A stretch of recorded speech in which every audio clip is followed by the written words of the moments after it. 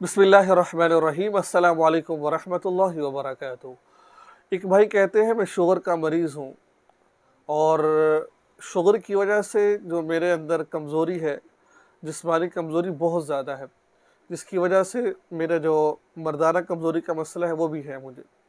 और मेरी बीवी अभी जवान है, तो इस वजह से मैं क्या सेक्सी टॉयज़ जो मसनूई शर्मगाह होती है, जो खिलौने होते हैं, इसके ज़रिए से अपनी बीवी को खुश कर सकता हूँ कि नहीं कर सकता हूँ मैं।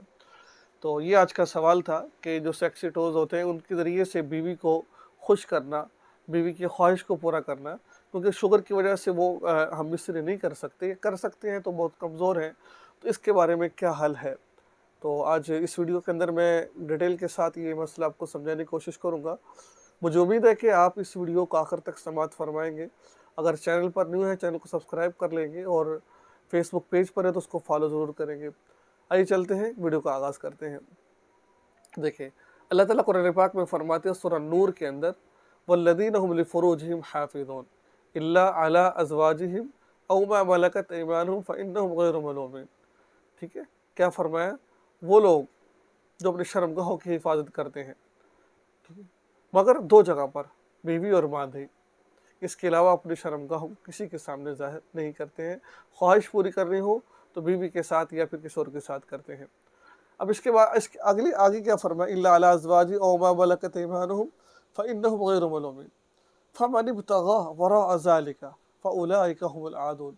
अल्लाह फरमाते हैं जो इसके अलावा काम करता है वो अल्लाह की हुदूद को तजावुज़ करने वाला है, यानी कि अल्लाह की जो हद है उसको पामाल करने वाला है, तो ये जायज़ नहीं है। तो अब अल्लाह ताला ने बीवी का जो रिलेशन रखा है मियाँ बीवी का, वो एक जो जिनसी ताल्लुकात है वही होते हैं, शर्मगाह के ज़रिए से बीवी को तस्कीन पहुँचाना।